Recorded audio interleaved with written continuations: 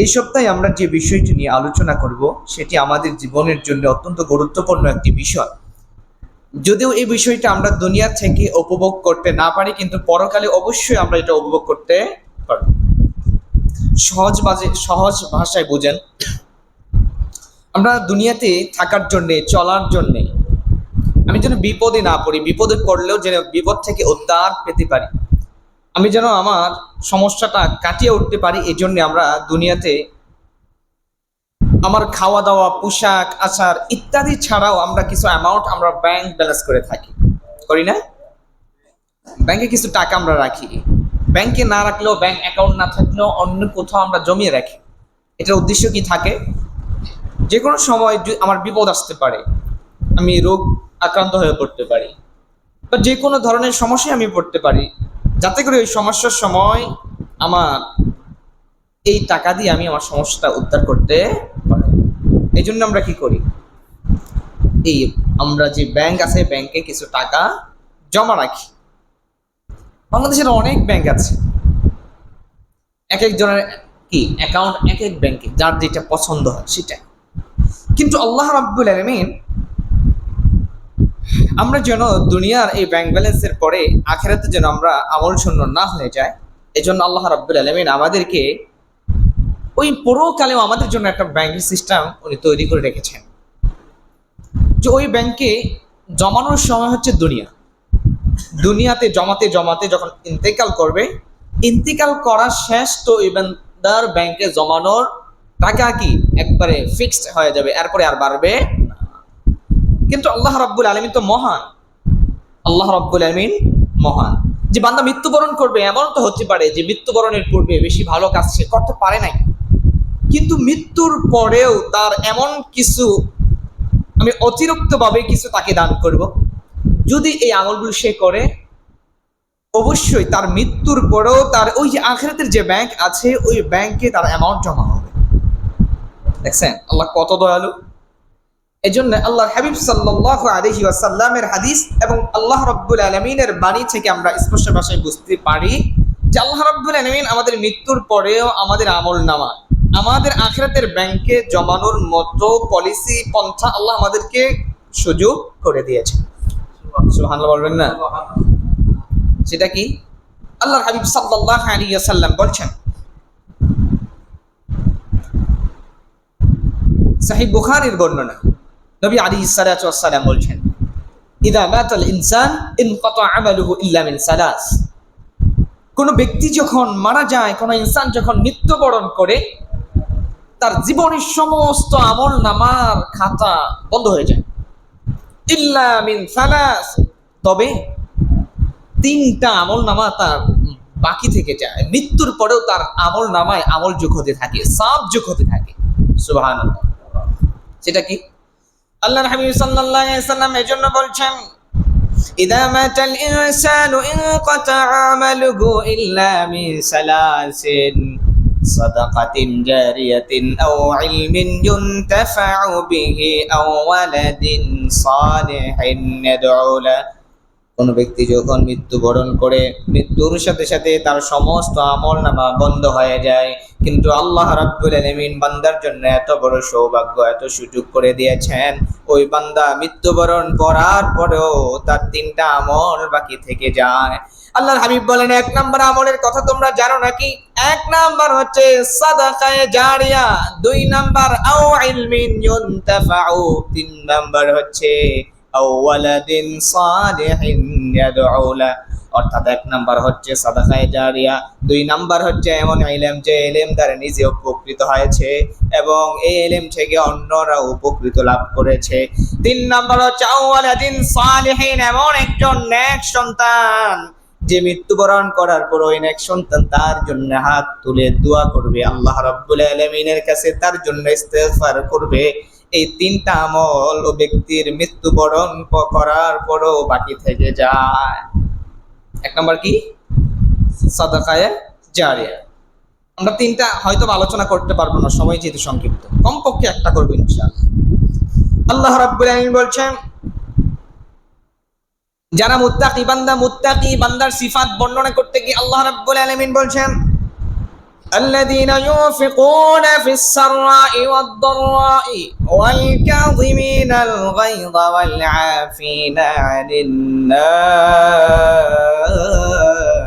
والله يحب المحسنين আল্লাহ রাব্বুল আলামিন বলছেন, ও দুনিয়ার মানুষ, তোমরা জানো নাকি আসল মুত্তাকি বান্দা কারা? আল্লাহ রাব্বুল আলামিন নিজে এই প্রশ্ন করার পর আল্লাহ নিজে উত্তর দিচ্ছেন, আল্লাযীনা ইউনফিকুনা ফিস সাররাই ওয়াদ দাররাই ওয়াল কাযিমিনাল গায়যা ওয়াল আফিনা আনিন নাস। আল্লাহ রাব্বুল আলামিন এখানে মানুষের চারটা বৈশিষ্ট্যের কথা উল্লেখ করেছেন। আমরা শুধুমাত্র প্রথম যে বৈশিষ্ট্য এটা নিয়ে আলোচনা করব। আল্লাহ রাব্বুল আলামিন বলছেন, মুত্তাকির প্রথম এক নাম্বার একটা সিফাত হচ্ছে তারা মানুষের গোপনে প্রকাশ্যে আল্লাহর রাস্তায় সাদাকা করে। আল্লাযীনা ইউনফিকুনা ফিস সাররা ওয়াদ দাররা, নিজের ভালো সময় মন্দ সময়, এখন আমার অবস্থান ভালো আছে এই সময়ও সে কি করে? সাদাকা করে। এবং যে সময় তার দুর্ভোগের সময়, এই সময় হচ্ছে আল্লাহ রাব্বুল আলামিনের রাস্তায় খরচ করে। এটা হচ্ছে মুত্তাকি বান্দার একটা সিফাত, আল্লাহ রাব্বুল আলামিন নিজে উল্লেখ করে দিয়েছেন। তো আল্লাহ রাব্বুল আলামিন আয়াতে কি উল্লেখ করলেন? ইউনফিকুনা ফিস সাররা ওয়াদ দাররা, যারা নিজের সচ্ছল অবস্থায় অসচ্ছল অবস্থায় উভয় অবস্থায় দান করে। তো আমাদের উচিত কি? উভয় অবস্থায় কি করা? সাদাকা করা। সেদিকে আমরা যাব না। তো এখন বলতে পারেন, হুজুর আমরা যে সাদাকা করব, এই সাদাকার কিছু ফাজাইল আমাদেরকে বর্ণনা করেন, যে সাদাকা করলে আল্লাহ রাব্বুল আলামিন আমাদের কি কি নিয়ামত দান করবেন, বা এর বিশেষ কিছু বৈশিষ্ট্য আছে কিনা। সুনানে তিরমিজি 664 নম্বর হাদিস, আল্লাহর হাবিব সাল্লাল্লাহু আলাইহি ওয়াসাল্লাম বলছেন, ইন্নাস সাদাকাতা লাতুতফিউ গাদাবার রাব্বি ওয়া তাদফাউ মিতাতাসু। কোন ব্যক্তি যদি আল্লাহ রাব্বুল আলামিনের সন্তুষ্টির উদ্দেশ্যে সাদাকা করে, দান করে, আল্লাহ রাব্বুল আলামিন দুনিয়াতে থাকা অবস্থায় তাকে দুইটা পুরস্কার দান করবেন। এক নাম্বার হচ্ছে লাতুতফিউ গাদাবার রাব্বি, কোন ব্যক্তি যখন সাদকা করে, ওই সাদকা আল্লাহ রাব্বুল আলামিনের ক্রোধকে দমন করে দেয়। অর্থাৎ আল্লাহ রাব্বুল আলামিন যদি কোনো বান্দার প্রতি রাগান্বিত হয়ে থাকেন, ওই বান্দা যদি ওই মুহূর্তে আল্লাহর সন্তুষ্টির জন্য সাদকা করে, আল্লাহ রাব্বুল আলামিন এর বিনিময়ে ওই বান্দাকে মাফ করে দেয়। দুই নাম্বার, ওয়া ইন্নাস সাদাকাতা তাদফাউ মিতাতাসু, আল্লাহ রাব্বুল আলামিন বান্দার এই সাদাকার কারণে তাকে আকস্মিক হঠাৎ দুর্ঘটনাবশত মৃত্যু থেকে তাকে রেহাই দান করে। দেখবেন কত মানুষ আকস্মিক মৃত্যুবরণ করছে না? রাস্তাঘাটে দেখবেন অনেক মানুষ অ্যাক্সিডেন্ট করছে, মৃত্যুবরণ করছে। আল্লাহ তো আমাকেও দিতে পারতেন। এই জন্য আমাদের বাঁচার জন্য, আকস্মিক মৃত্যু থেকে বাঁচার জন্য এক নম্বর আমল কি? সাদাকা করতে হবে। কি করতে হবে? সাদাকা করতে হবে, আল্লাহর রাস্তায় খরচ করতে হবে। আমরা খরচ করতে চাই না, আমরা শুধু কি আঁকড়ে ধরে রাখতে চাই যে কিভাবে রাখা যায়, যে একবারে এমন অবস্থা হয়েছে এখন না দিলেই না, মানুষ আমাকে মন্দ বলবে, এমন এই পরিস্থিতি গিয়ে পরে আমরা কি করি? মানুষের সাদাকা করি। কিন্তু আল্লাহ কি বলেছেন? ফিস সাররা ওয়াদ দাররা, উভয় অবস্থায় কি করতে হবে? সাদাকা করতে হবে। এই সাদাকা এত ফাজাইল আল্লাহর হাবিব সাল্লাল্লাহু আলাইহি ওয়াসাল্লাম বর্ণনা করছেন। আল্লাহর হাবিব এই দুইটা বিষয় বর্ণনা করার পর, কোন দুইটা বিষয়? যে ইন্নাস সাদাকাতা লাতুতফিউ গাদাবার রাব্বি ওয়া তাদফাউ মিতাতাসু, যে সাদাকা মানুষের দুইটা উপকারে আসে। এক নম্বর কি? আল্লাহ রাব্বুল আলামিনের ক্রোধকে দমন করে দেয়। দুই নম্বর, আকস্মিক মৃত্যু থেকে বান্দাকে রেহাই দান করে। এরপরে আল্লাহর হাবিব সাল্লাল্লাহু আলাইহি ওয়াসাল্লাম বলছেন, আলা কুল্লি মুসলিমিন সাদাকা, আল্লাহর হাবিব বলছেন প্রত্যেকটা মুসলমানের উপর সাদাকা করা আবশ্যক বিষয়। ক্বালু ইয়া রাসূলুল্লাহ ফাইল্লাম নাস্তাতিয়া, সাদকা করার মতো যদি কোনো কিছু না থাকে কি করবে? আল্লাহর হাবিব সাল্লাল্লাহু আলাইহি ওয়াসাল্লাম বলছেন, ফায়ামালু বিয়াদি ওয়া ইউনফিউ নাফসা ওয়া ইয়াতাসাদ্দাক বিহি, যদি তার কাছে কিছু না থাকে সে নিজ হাতে কাজ করবে, কাজ করে নিজে উপকৃত হবে এবং এর থেকে আল্লাহর রাস্তায় কিছু সাদাকা করবে। ফাইল্লাম নাস্তাতিয়া, আবার সাহাবায়ে কিরাম জিজ্ঞেস, ইয়া রাসূলুল্লাহ এটাও যদি সক্ষমতা না থাকে? এবার আল্লাহর রাসূল বলছেন, ফায়ুইনু যাল হাজাতিল মালহুফ, কোন ক্ষতিগ্রস্ত ব্যক্তির সাহায্য সে করবে, কোন বোঝা বহনকারী ব্যক্তির বোঝাটা সে বহন করে দিবে। এটা আল্লাহ রাব্বুল আলামিনের রাস্তায় একটা সাদাকা। দেখেন না, অনেক সময় আমরা বুঝি না যে সাদকা কিভাবে করব। আমরা মনে করি শুধু টাকা দিয়ে সাদকা, এমন না। আপনি রাস্তায় আছেন, আপনার এক ভাই কোন একটা বোঝা আলগিয়ে দিতে পারছে না, কোন একটা ভারী বোঝা আপনি আলগিয়ে দিলেন, আল্লাহ রাব্বুল আলামিন একটা সাদাকার সওয়াব আপনাকে দান করবেন। আপনি রিস্কায় একা যাচ্ছেন, রিস্কায় দুইজন উঠা যায়, দেখছেন একজন রাস্তায় দাঁড়িয়ে আছে, যে রিস্কাও পাচ্ছে না, উনি কি করবে?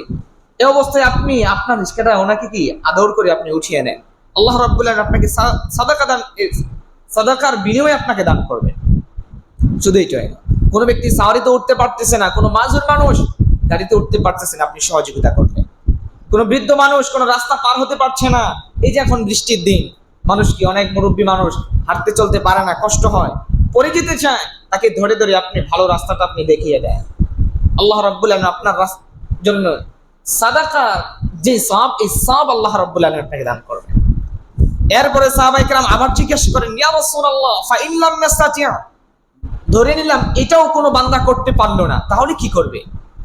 ফালইয়ামুল বিল খায়র, আল্লাহ রাসূল বলেন তাহলে সে যেন মানুষকে কল্যাণের আদেশ দেয়। আবার জিজ্ঞেস করেন, ফা ইন লাম ইয়াস্তাতি' আও লাম ইয়াফআল, যদি এটাও না করতে পারে বা এর সক্ষমতাও যদি তার না থাকে, এরপরেও কি আল্লাহ রাসূল অন্য কোন পন্থা আছে সাদাকার? আল্লাহর হাবিব বলেন, ফায়ুমসিকু আনিশ শাররি, তাহলে সে যেন মন্দ কাজ থেকে বেঁচে থাকে, এটাও তার জন্য একটা সাদাকা। দেখছেন, মুমিনের প্রত্যেকটা বিষয়, আমরুল মুমিনি কুল্লুহু আজীব, একজন মুমিনের প্রত্যেকটা বিষয় আশ্চর্যজনক। কারণ মুমিন যে কাজটা করে, যদি এটা আল্লাহ রাব্বুল আলামিনের আদেশ অনুযায়ী হয়, রাসূলের তরিকা অনুযায়ী, প্রত্যেকটা কাজেই তার সওয়াব লেখা হয়। প্রত্যেকটা কাজের বিনিময়ে আল্লাহ রাব্বুল আলামিন সাদাকার সওয়াব তাকে দান করেন। এজন্য আমরা এই কাজগুলো করবো তো ইনশাআল্লাহ। আল্লাহ রাব্বুল আলামিন তৌফিক দান করেন। আমিন। আমরা অনেক সময় বুঝি না, আমরা অনেক সময় অনেক বেতালা কাজ করে ফেলি। যেমন এই যে আল্লাহর রাসূল সাল্লাল্লাহু আলাইহি ওয়াসাল্লামের এই হাদিস থেকে আমরা সুন্দর একটি শিক্ষা পাবো ইনশাআল্লাহ। বুখারীর 6007 নম্বর হাদিস এবং সহিহ মুসলিমের 1552 নম্বর হাদিস। আল্লাহর হাবিব সাল্লাল্লাহু আলাইহি ওয়াসাল্লাম বলছেন, মা মিন মুসলিমিন ইয়াগরিসু গারসান ফায়াকুলু মিনহু ইনসানুন আও তায়রুন আও বাহিমাতুন ইল্লা কানাত লাহু সাদাকা। কোন মুমিন ব্যক্তি যদি কোনো একটি বৃক্ষ রোপণ করে, আর ওই বৃক্ষ থেকে কোনো মানুষ অথবা কোনো পাখি বা কোনো জানোয়ার ওই ফল বা সে যে গাছটা বৃক্ষটা লাগিয়েছে এর কোনো ফল আহার করে, আল্লাহ রাব্বুল আলামিন ওই ফল খাওয়ার বিনিময়ে তাকে, প্রত্যেকটা ফলের বিনিময়ে আল্লাহ রাব্বুল আলামিন সাদাকার সওয়াব তার আমলনামায় দিয়ে দেবেন। ওয়া আইদান মা সুরিকা মিনহু ইল্লা কানাত লাহু সাদাকা। সাহাবায়ে কেরাম আশ্চর্যের আরো বিষয় কি জানো? ওই গাছ থেকে, ওই বৃক্ষ থেকে কোনো ব্যক্তি যদি চুরি করেও কোনো ফল খেয়ে ফেলে, তারপরে আল্লাহ রাব্বুল আলামিন ওই ফলের বদলায় তার আমলনামায় সওয়াব দান করবে। সুবহানাল্লাহ। তো আমরা কি করি, যে আমার বাড়িটা অনেক দূরে, যে আমার একটা পুরাতন ভিটা আছে, ওইখানে আম গাছ আছে, লিচু গাছ আছে, কাঁঠাল গাছ আছে, জাম্বুরা গাছ আছে, বিভিন্ন ফলের গাছ আছে, কিন্তু আমি এমন বান্দা যে আমার কপালে কি খাওয়ার কিছু জুটে না। তো রাগে বেগে শেষে কি করি, কুড়াল কান্দে নিয়ে গিয়ে গাছ যেগুলো আছে সব সাবার করে দিই, সব কেটে ফেলি, যে আমার গাছ আমি ফল খেতে পারি না, তো এই গাছ রাইখা তো আর কোনো লাভ নেই। আমাদের দৃষ্টিভঙ্গি এটা না, আমরা এই কাজ করি না, এটা করবেন না। বরং আপনার গাছ আছে, থাকুক, আপনি খেতে পারলেন না, আপনি হয়তো দুনিয়াতে বক্ষণ করতে পারছেন না, আপনি আহার করতে পারছেন না, কিন্তু এই ফলের বিনিময় কমপক্ষে হলেও আপনি আখিরাতে পাবেন। এই জন্য চেষ্টা করবেন বাড়ির আশেপাশে, রাস্তায়, যেখানে খালি জায়গা আছে, যেখানে কেউ আপনাকে কিছু বলবে না, এমন এমন জায়গায় সুন্দর সুন্দর গাছ লাগাবেন, ফলের বৃক্ষ লাগিয়ে দিবেন। এই বৃক্ষ যতদিন থাকবে, যতদিন মানুষ এই গাছ থেকে ফল খাবে, ততদিন আল্লাহ রাব্বুল আলামিন প্রত্যেকটা ফলের বিনিময়ে আপনার আমলনামায় সাদাকার সওয়াব লিখতে থাকবে। সুবহানাল্লাহ। এজন্য এই কাজগুলো করবো তো ইনশাআল্লাহ আমরা। আল্লাহ রাব্বুল আলামিন তৌফিক দান করেন। আর এই সাদাকার বড় একটা ফজিলত আছে, জানেন আপনারা? এই সাদাকা মানুষ যত বেশি করে, ওই বান্দা তত বেশি জান্নাতের দিকে, জান্নাতের কাছে চলে যায়। মানুষ যত বেশি সাদাকা করে, এত বেশি জান্নাতের কাছে চলে যায়। বিশ্বাস হয় না? আল্লাহর হাবিব সাল্লাল্লাহু আলাইহি ওয়াসাল্লামের স্ত্রীগণের একটা গল্প শুনলে আপনি আশ্চর্য হবেন। বুখারীর 1420 নম্বর হাদিস। আল্লাহর হাবিব সাল্লাল্লাহু আলাইহি ওয়াসাল্লামের সাহাবায়ে কেরাম স্ত্রীগণ যারা ছিলেন, হযরত আম্মা জান আয়েশা রাদিয়াল্লাহু তাআলা আনহা বর্ণনা করেন, আল্লাহর নবীর সকল স্ত্রীরা একসাথে হয়েছে, একসাথে হইয়া পরামর্শ করে আল্লাহর রাসূলের কাছে আসছে, আশা বলতেছে ইয়া রাসূলুল্লাহ আইয়ুনা আলহাকু বিকুম লুহুকা, ইয়া রাসূলুল্লাহ আমাদের মধ্যে আইয়ুনা আসরাউ বিকা লুহুকা, আমাদের মধ্যে জান্নাতে সর্বপ্রথম কার সাথে আপনার সাক্ষাৎ হবে? আমরা যে আপনার এতগুলো স্ত্রী, আমাদের মধ্যে আপনার সাথে কে সর্বপ্রথম জান্নাতে দেখা হবে? আল্লাহ রাসূল জটিল প্রশ্ন করছেনি তো আল্লাহ রাসূল এই প্রশ্ন করার পর আল্লাহ রাসূল উত্তর দিচ্ছেন আতওয়ালু বিকুন্না যিরাআন আতওয়ালুকুন্না ইয়াদান, তোমাদের মধ্যে যার হাতটা সবচেয়ে লম্বা, তোমাদের মধ্যে যার হাত সবচেয়ে লম্বা সেই আমার সাথে জান্নাতে সর্বপ্রথম সাক্ষাৎ করবে। সুবহানাল্লাহ বলবেন না? তো আল্লাহ রাসূলের স্ত্রীগণ এই কথা না শুই না একটা বাঁশঝাড় থেকে গিয়ে কঞ্চি কেটে আনছে, আনার পর সকলের হাত মাপ দিচ্ছে যে কার হাত বেশি লম্বা। আয়েশা দেখে হযরতে সাউদা রাদিয়াল্লাহু তাআলা আনহার হাতটা অনেক লম্বা। আল্লাহ রাসূল আল্লাহ নবীর স্ত্রীদের এই কাহিনী দেখে তিনি হেসে ফেললেন। হাসার পর আবার স্ত্রীরা বুঝতে পারলেন না আল্লাহ রাসূল তো এই বাহ্যিক হাতের কথা তিনি বলছেন না, বরং ভিন্ন কিছু আমাদেরকে বোঝাতে চান। হযরতে আয়েশা বলেন আলিমনা, আমরা বুঝতে পারলাম এই হাত এই আমাদের শরীরের দেহের কোনো হাত নয়, বরং এই হাত হচ্ছে হাতটা দানের দিকে, দক্ষিণার দিকে, সাদাকার দিকে বেশি অগ্রসর হয়। আল্লাহ রাসূল এটাই বোঝাতে চাচ্ছেন। আর যেই নাকি আমাদের ভিতর বেশি সাদাকা করবে ওই স্ত্রী আল্লাহর নবীর সাথে সর্বপ্রথম সাক্ষাৎ লাভ করবে। দেখছেন জান্নাতের বড় একটা আমল কি? সাদাকা। আপনি যত বেশি সাদাকা করবেন জান্নাতের কাছে চলে যাবেন, জান্নাতের কাছে আপনি চলে যাবেন। এই যে প্রথমেই বলছি সাদাকা মনে করবেন আপনার দুনিয়ার ব্যাংকে যে আপনি ব্যালেন্স জমা করছেন, আর এই সাদাকা আখিরাতের ব্যাংকে জমা করছেন। এটা দুনিয়াতে শেষ, আপনি মৃত্যুবরণ করবেন তো আপনার শেষ, আপনার কিচ্ছু নাই। বিশ্বাস হয় না? আপনি আজকে মরেন কালকে আপনার কিচ্ছু নাই। আল্লাহর হাবিব সাল্লাল্লাহু আলাইহি সাল্লাম বলছেন ও আমার সাহাবায়ে কেরাম, তোমাদের মধ্যে এমন কোন ব্যক্তি আছে কিনা যে ব্যক্তি নিজের সম্পদের চেয়ে অন্যের সম্পদকে বেশি ভালোবাসে, বেশি পছন্দ করে? সাহাবায়ে কেরাম বলেন ইয়া রাসূলুল্লাহ, এমন পাগল তো আমাদের এখানে মনে হয় কেউ নাই, কারণ যে পাগল সেও নিজেরটা বোঝে। তো আল্লাহ রাসূল বললেন তাহলে শোনো, তোমরা যেগুলো নিজের ভাবতেছো নিজের বলে তোমাদের আহাল আত্মীয় স্বজনের জন্য হাসা মিশা সব একত্রিত করে হালাল হারাম সব মিশ্রিত করে দুনিয়াতে উপার্জন করছো, এগুলো কোনোটাই তোমাদের নয়, বরং তোমার মৃত্যুর পরে সব তোমার ওয়ারিস যারা আছে তাদের হয়ে যাবে। আর তোমার কোনটা? মৃত্যুর পরে তোমার সাথে যেটা যাবে তোমার আমল, এটাই শুধুমাত্র তোমার, আর বাকি যেগুলো সব তোমার ওয়ারিস। এই ব্যক্তি হচ্ছে পৃথিবীর সবচেয়ে আহাম্মক, সবচেয়ে বেহুদা মানুষ, যে নিজের জন্য কিছু না করে শুধু পরিবারের জন্য, শুধু ওয়ারিসের জন্য করলেন। কারণ এক ব্যক্তি যদি অনেক জমি থাকে, এই জমি কি সব সে ভোগ করতে পারে? হ্যাঁ, পারে না। বরং তারারও ভয় থাকে কোন সময় আমার জমিটা নিয়ে যায়, কোন সময় রাস্তায় আমার পার দিয়ে কি বাইরে ফালায়, অনেক ভয় থাকে। সম্পদ বেশি থাকলে মানুষের ভয়ও কি থাকে? বেশি থাকে। শান্তি থাকে এমন কোনো বিষয় না। আপনি মনে করতেছেন যে আমি একজন সাধারণ মানুষ, আল্লাহ আমার কষ্ট রাখছে না। আপনি গিয়ে দেখেন যার কোটি কোটি টাকা আছে, আল্লাহ রাব্বুল আলামিন তাকে এমন কষ্টের ভিতর রাখছেন যা আপনি জীবনে কল্পনাও করতে পারবেন। গিয়ে দেখেন 10 তলা 15 তলা 100 তলা বিল্ডিং এর মালিক, কোটি কোটি টাকার মালিক, কিন্তু ওনার ডাক্তারে ওনার খাবার কি দিছে? সকালে মাত্র 2টা রুটি খাবেন, রাত্রে 2টা খাবেন, আবার কি রাত্রে 2টা খাবেন। এই আপনার খাবার, আর কি আপনার কোনো খাবার নাই। আপনার খাবার মেপে দিস, কিন্তু আলহামদুলিল্লাহ আমাদের কি? আমাদের কোনো মাপা নাই, যেটা মন চাই সেটা আমরা কি খেতে পারছি। এর চেয়ে বড় নিয়ামত আর কিছু হতে পারে? এই জন্য সবসময় কি আল্লাহর শুকরিয়া আদায় করা। তো যেই কথা বলছিলাম যে আমাদের সাদাকা করতে হবে। এই সাদাকার ব্যাপারে শুধু আমাদের নয়, বরং আমাদের ঘরের আহাল যারা আছেন, আমাদের পরিবার যারা আছেন, তাদেরকেও মাসিক একটা অ্যামাউন্ট আপনি দিবেন। আপনার জেনারেল যে ফান্ড আছে যেটা সাংসারিক খরচের জন্য, এটা আলাদা। স্পেশালি কিছু টাকা আপনার স্ত্রীকে দিবেন, আপনার আহাল যে আছে তাকে দিবেন, দিয়ে বলবেন এই টাকা তোমাকে দিলাম, যে এই টাকা দিয়ে তুমি কি করলা, শরীয়ত সম্মত যে কোনো কাজ তুমি করতে পারো, এর হিসাব আমাকে দিতে হবে না। কারণ যারা মহিলা আছেন, বাড়ির স্ত্রী আছেন, তাদেরও কি দান সদকা করতে ইচ্ছা করে। তো আপনি যদি না টাকা দেন তো টাকা কোত্থেকে পাবে? অনেক সময় মিসকিন আসে, দরিদ্র মানুষ আছে, অনেকে সাহায্য সহযোগিতার জন্য আসে, কিন্তু তার কাছে কিছু না থাকার কারণে সে দিতে পারে না। মনে কি ব্যথা লাগে, কষ্ট লাগে, হ্যাঁ আমার যদি থাকতো আমি দিতে পারতাম। অনেক সময় দেখবেন অনেকের ছোট ভাই থাকে, ছোট বোন থাকে, তারা বেড়াতে আসলে বোনের মন চেয়ে যে কিছু দেয়। আমার বড় বোন আছে, আমি জানি যে বোন এখনো গেলেও কিছু না কিছু দেওয়ার কি করে চেষ্টা করে। এই জন্য স্ত্রী যারা আছে ঘরের আহাল যারা আছে তাদেরকে কিছু টাকা প্রতি মাসে দিবেন, যে এটার কোনো হিসাব তোমার থেকে আমি নিব না। দিবেন তো ইনশাআল্লাহ?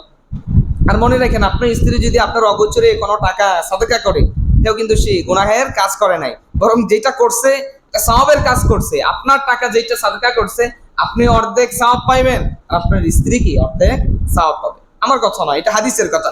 আল্লাহর হাবিব সাল্লাল্লাহু আলাইহি ওয়াসাল্লাম বলেছেন, ইদা আনফাকাতিল মারআতু মিন কাসবি যাওজিহা মিন গায়রি আমরিহি ফালাহা নিসফু আজরি। কোন স্ত্রী লোক যদি তার স্বামীর উপার্জিত টাকাকে সে তার স্বামীকে না জানিয়ে যদি আল্লাহর রাস্তায় সাদাকা করে, তাহলে আল্লাহ রাব্বুল আলামিন ওই সম্পদ সাদকা করার কারণে তাকেও আল্লাহ রাব্বুল আলামিন অর্ধেক সাদাকার সওয়াব দান করবে। দেখছেন, এই জন্য কি তাদেরকে কিছু টাকা দেওয়ার সবসময় চেষ্টা করবেন। পারবেন তো ইনশাআল্লাহ? এরপরে আসেন, এখন বলবেন যে হুজুর, আমরা যে সাদকা করব, এই সাদকা কোন সময় কোন টাইমটাই সাদকা করলে আমাদের সাদকা আল্লাহর কাছে সবচেয়ে বেশি গ্রহণযোগ্য হবে, সবচেয়ে বেশি গ্রহণযোগ্য হবে, কবুল হবে?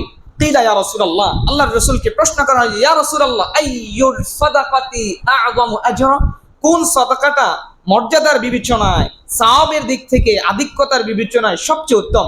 আল্লাহর হাবিব সাল্লাল্লাহু আলাইহি ওয়াসাল্লাম বলছেন আন তুসাদ্দিকা ওয়া আনতা সাহিহুন শাহীহুন ওয়া তাখশাল ফাকরা ওয়া তা'মুলুল গিনা। তুমি এমন অবস্থায় তুমি সাদাকা করো যেই অবস্থায় তুমি সুস্থ সবল, তোমার কি নাই কোনো কষ্ট দুঃখ কিচ্ছু নাই, এমন কি তুমি দারিদ্রতার ভয় করো এবং তুমি ধনী হওয়ার আশা করো। এই পরিস্থিতি, এমন মোমেন্টে তুমি কি করো? তুমি আল্লাহর রাস্তায় সাদাকা করো। আল্লাহ রাব্বুল আলামিন এই সাদাকার মর্যাদা সবচেয়ে বেশি দান করেছেন। দেখছেন, কিন্তু আমরা সদকা করি কোন সময়? যে কোনো বিপদে যখন পড়ছি তখন কি করি? আমরা সদকা করি। এর আগে আমরা করতে চাই না। আবার অনেকে মান্নত করি, আল্লাহ আপনি আমার যে বিপদটা দিছেন, এই বিপদ থেকে যদি আপনি উদ্ধার করেন, তাহলে কি আপনার রাস্তায় একটা গরু আমি কি করব? সদকা করে দিব। বা মান্নত করলাম, মানুষকে একটা গরু কেটে আমি খাইয়ে দিব, আমি এক টুকরো গোস্তও খাবো না। আল্লাহর কাছে মানে আমরা কি করলাম? চুক্তি করতেছি, আল্লাহ যদি আপনি আমারে সুস্থ করেন, যদি আপনি আমাকে এটা দেন, তাহলে আপনার রাস্তায় এটা দিব। এটা সবচেয়ে জঘন্য একটা বড় কাজ। আমরা মনে করি মান্নত করা ভালো কাজ। মান্নত করা ভালো কাজ নয়, বরং আপনি আগে দিবেন আল্লাহর রাস্তায়, আল্লাহর রাস্তায় দিবেন, সাদাকা আগে করবেন। করার পর বলবেন, আল্লাহ আপনার সন্তুষ্টির উদ্দেশ্যে আমি সাদকা করলাম, আপনি আমাকে এই বিপদ থেকে উদ্ধার করেন। এটা হচ্ছে নিয়ম। কিন্তু আমরা করি উল্টাটা, আল্লাহ যদি আপনি করেন তাহলে আমি করব, আগে আপনি দেন তারপরে আমি, যদি আপনি আমার সাথে প্রতারণা করেন, এমন একটা মন মানসিকতা আমাদের থাকে। এই মন মানসিকতা বের হওয়া না আসা পর্যন্ত আল্লাহ আমাদেরকে কবুল করবেন, সদকা কবুল করবেন না। এই জন্য আমরা আগে সদকা করব, তারপরে আল্লাহর কাছে বলবো, আল্লাহ আপনার সন্তুষ্টির জন্য সদকা করছি, আপনি কি আমার বিপদ থেকে উদ্ধার করেন। পারবেন তো ইনশাআল্লাহ? 3 নাম্বার বিষয়, আমরা তো আছি আমাদের নিজেদের জন্য করব, কিন্তু আমাদের বাবা, আমাদের দাদা, আমাদের পূর্বসূরি যারা ছিলেন, আমাদের জন্য এত কিছু করলেন, বাড়ি গাড়ি এত কিছু আমাদের জন্য করে গেলেন, আমাদের দিকে তাকিয়ে আছেন, তো তাদের জন্য কি করবেন? সব সময় সাদাকা করবেন। কিন্তু আমরা এটা বুঝি না। আমরা কি করি?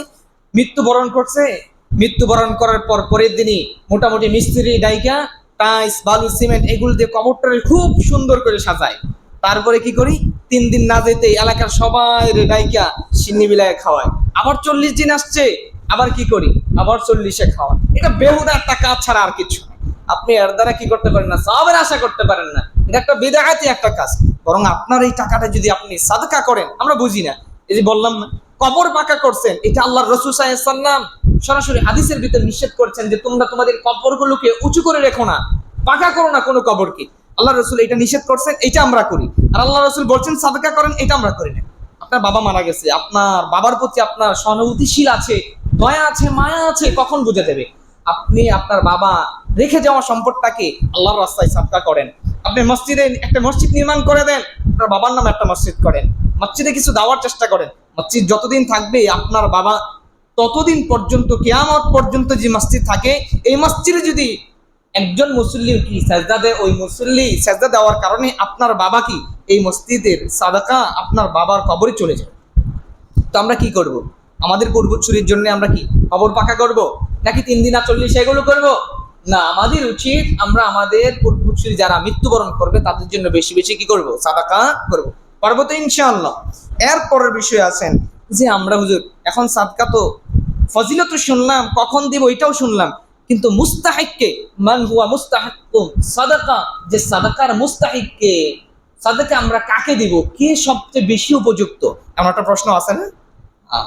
আপনি আল্লাহ রাব্বুল আলামিন কোরআনুল কারীমে যাকাতের বিধানটা উল্লেখ করেছেন, আর যাকাত যাদেরকে দেওয়া যায় তাদেরকে কি করা যায়? সাদাকা দেওয়া যায়। আল্লাহ রাব্বুল আলামিন বলছেন ইন্নামাস সাদাকাতু লিল ফুকারা ওয়াল মাসাকিন ওয়াল আমিলিনা আলাইহা। একবারে আয়াতের শেষ পর্যন্ত আপনারা জানেন 7 শ্রেণীর মানুষকে কি করা যায়?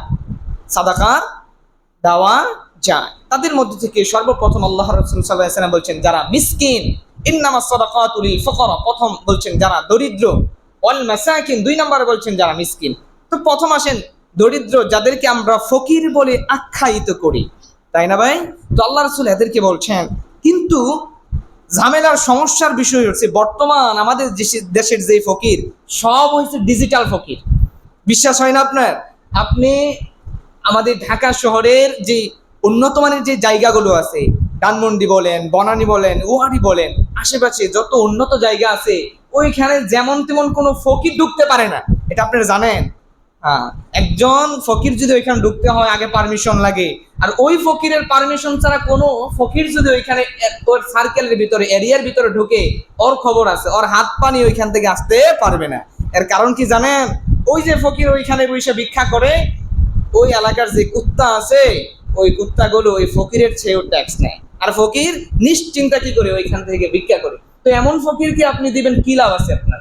যে ফকির আপনার চেয়ে আরো হাজার হাজার টাকার মালিক, আপনার চেয়ে কি, কিন্তু ভ্যাস ধরছে কি আমার কিচ্ছু নাই, কিন্তু গিয়ে দেখেন তার দিন ইনকাম সোর্স আছে কি কমপক্ষে 10 থেকে 15,000। কারণ ওই যে উন্নত যে জায়গাগুলো ওইখানে মানুষের টাকাও বেশি থাকে, 500-1000 টাকা দিলে মানুষের কি গায়ে বাজে না? বাজেনি? তো তার এদিকেও ইনকাম হচ্ছে, কিন্তু আমাদেরকে কি খালি করে দিচ্ছে। কিন্তু আসল ফকির যারা, এদের কোনো উপকার হচ্ছে না। আসল ফকির কারা? আল্লাহ রাব্বুল আলামিন কোরআনুল কারীমে বলছেন যে এই আসল ফকির হচ্ছে ওই ব্যক্তি যাদেরকে আমি তোমাদেরকে খাওয়াতে তোমাদেরকে উৎসাহ করেছি, ফাকুলু মিনহা ওয়া আতইমুল কানি ওয়াল মু'তার। তোমাদের সমাজে যারা কানি আল মু'তার, এই সমস্ত দরিদ্র মানুষ যারা আছে তাদেরকে তোমরা সাদাকা করো, তাদেরকে তোমরা আহার করো। এরা কারা? কানি মু'তার বলতে মুফাসসির ইকরাম লিখেন যে কানি মু'তার ওই ব্যক্তি, যে ব্যক্তিটা আমাদের সমাজে দুর্বল, যে অসহায়, কিন্তু এমন আত্মমর্যাদার কারণে, লজ্জার কারণে মানুষের কাছে যেতে পারে না, মুখটাকে বন্ধ করে রাখে, মানুষের কাছে কখনো চাওয়ার অভ্যাস নাই, মানুষ চাইলে কি না কি মনে করে, কিন্তু সে মুখটা চাপা দিয়ে রাখে, মানুষকে বলার সাহস পায় না, আত্মমর্যাদা বোধ করে। এমন যদি তোমাদের সমাজে কেউ থাকে, তাদেরকে তোমরা আহার করাও, তাদেরকে সাদাকা করো, আল্লাহ রাব্বুল আলামিন তোমাদের সাদাকা কবুল করবে। কিন্তু আমরা যদি ডিজিটাল ফকিরকে কি দেই? সাদাকা দেই, দেখবেন নিজেরই ভালো লাগবে না। কিছুদিন আগে আপনারা দেখছেন সোশ্যাল মিডিয়াতে একটা ভিডিও বের হয়েছে, কি সেটা? একজন ফকিরের বেশে কি করছে? সিরাকটা পাঞ্জাবি পরছে, একটা লুঙ্গি পরছে, লুঙ্গি নিচে এতটুক, উপরে এতটুক, এমন অবস্থা দিছে যে সে কি নিজে লুঙ্গিটাই পরতে পারে না। হাত একটা এভাবে বাঁকা, একটা এইভাবে বাঁকা, কল্লা এইভাবে বাঁকা, মুখ বাঁকা করে রাখছে।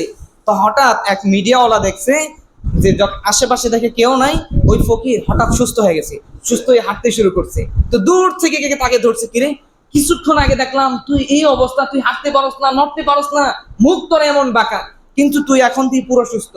এই কথা না শুই না সে আবার আগের ভাব ধরছে। তো মানুষজন জড়ো হয়ে গেছে, এখন যতই চেষ্টা করে তাকে সুস্থ করা, সে আর সুস্থ হতে চেষ্টা করে না। এমন ধান্দাবাজি আর এই যে পাটপাড়ি, এগুলো আমাদের দেশে কি ভরে গেছে, যার পরে আসল ফকিরকে আমরা কি সরকার দিতে আমরা পারি না। দেখবেন বাসে, আপনি ট্রেনে বলেন, বাসে বলেন, অনেক মানুষ হচ্ছে চকলেট নিয়ে ওঠে, বিভিন্ন জিনিস নিয়ে ওঠে, যে আমার এই সমস্যা সেই সমস্যা। অথচ সুস্থ সবল একজন মানুষ, সে চাইলে কাজ করে খেতে পারে, এমন কোন মানুষকে আপনারা কি করবেন না? সাদকা দিবেন না। যার হাত পা সুস্থ আছে, যার কোনো রোগ ব্যাধি নাই, তাকে আপনি সাদকা দিবেন কেন? আপনারও হাত পা আছে, তারও হাত পা আছে, সে উপার্জন করে খাবে। কারণ যারা এই ভিক্ষা করে সবসময় পেশা বানিয়ে নিয়েছে ভিক্ষাকে, আল্লাহ রাসূল সাল্লাল্লাহু আলাইহি ওয়াসাল্লাম তাদের উপর লানত করেছেন। আল্লাহর হাবিব সাল্লাল্লাহু আলাইহি ওয়াসাল্লাম বলছেন, মা ইয়াজালু রাজুলু ইয়াসআলুন নাস হাত্তা ইয়াতি ইয়াউমাল কিয়ামা লাইসা ফি ওয়াজহি মুজহাতু লাহমিন। কোন ব্যক্তির অভ্যাসে যদি এটা পরিণত হয় মানুষের কাছে শুধু চাওয়া, সবসময় মানুষের কাছে চায়, কিয়ামতের ময়দানে সে আল্লাহ রাব্বুল আলামিনের দরবারে এমন অবস্থায় উঠবে, লাইসা ফি ওয়াজহি মুজহাতু লাহমিন, যে তার চেহারা একটা লাঞ্ছনার ছাপ থাকবে। আল্লাহ রাব্বুল আলামিন এমন একটা ছাপ তাকে তার চেহারায় লাগিয়ে দেবেন, মানুষ তাকে দেখলেই চিনবে যে এ একজন প্রতারক। দুনিয়াতে থাকতে সে অসহায়ের ভান ধরে সে মানুষের কাছে শুধু চেয়ে চেয়ে খেয়েছে, সে নিজে উপার্জন করে খায় না। এই জন্য মানুষের কাছে চাওয়া থেকে বিরত থাকবেন। বিশেষ করে ফকির কাদেরকে দিবেন? খানি মুতার, আপনার আশেপাশে ফকিরের অভাব নাই, আপনি জানেন, আপনি মনে করেন না সে ভালোই আছে, এই ভেবে আপনি কিছু দান করেন না, আপনি গোপনে দিয়ে দেখেন কত যে মানুষ খুশি হবে, আপনার এই দান দিয়ে কত উপকৃত হবে আপনি নিজে কল্পনা করতে পারবেন। আর আল্লাহর হাবিব সাল্লাল্লাহু আলাইহি ওয়াসাল্লাম এই সমস্ত ফকির যারা আছে তাদেরকে দিতেও নিষেধ করেছেন। আল্লাহর হাবিবের কাছে এক সাহাবা আসে, ইয়া রাসূলুল্লাহ আমাকে কিছু দেন। তো আল্লাহর হাবিব বললেন, তোমার হাত পা আছে, সব আছে, তোমাকে কিছু দিব মানে? তো আল্লাহ রাসূল, আমার পেটে তো ক্ষুধা, খাবার তো লাগবে। আল্লাহ রাসূল বলেন, তোমার ঘরে কি কিছুই নাই? তো আপনারা প্রসিদ্ধ গল্প জানেন, আল্লাহর হাবিব এই কথা বলার পর বললেন, আল্লাহ রাসূল আমার একটা কম্বল আছে, অর্ধেকটা আমি বিছাই আর অর্ধেকটা গায়ে দিই। আর কি আছে? আর একটা পেয়ালা আছে, এই দুইটা জিনিসই আছে, ঠিক আছে নিয়ে আসো। আল্লাহ রসুলের কাছে এই দুইটা জিনিস নিয়ে আসার পরে সাহাবা ইকরাম ঘোষণা করলেন, ও আমার সাহাবা ইকরাম, তোমাদের মধ্যে কে আছে এই দুইটা জিনিস ক্রয় করবে? একজন বললেন, ইয়া রাসূলুল্লাহ 1 দিরহাম দিয়ে আমি ক্রয় করবো। না হবে না, আরো বেশি কেউ দিবে? আল্লাহ রসুল এই কথার পর এক সাহাবা, ইয়া রাসূলুল্লাহ আমি 2 দিরহাম দিয়ে ক্রয় করবো। আল্লাহ রসুল সাল্লাল্লাহু আলাইহি ওয়াসাল্লাম এই 2 দিরহাম ওই ব্যক্তির হাতে দিয়ে বললেন যে 1 দিরহাম দিয়ে আজকের খাবার তুমি ক্রয় করবে, আর 1 দিরহাম দিয়ে বাজার থেকে একটা কোঠাল কিনে এনে আমার হাতে দিবে। আল্লাহ রসুল নিজে তার হাতল লাগিয়ে দিয়ে বলেন, যাও ওই যে বন দেখা যায় দূরে, এই বনে গিয়ে কাঠ কেটে বাজারে বিক্রি করে তোমার সংসার চালাও। কিছুদিন পর ওই সাহাবা এসে বলতে, ইয়া রাসূলুল্লাহ আপনি যে পলিসি আমাকে শিক্ষা দিয়েছেন এটা কতই না উত্তম, কতই না সুন্দর, আমি এই কয়েকদিনে আমি 15 দিরহাম উপার্জন করেছি। দেখছেন?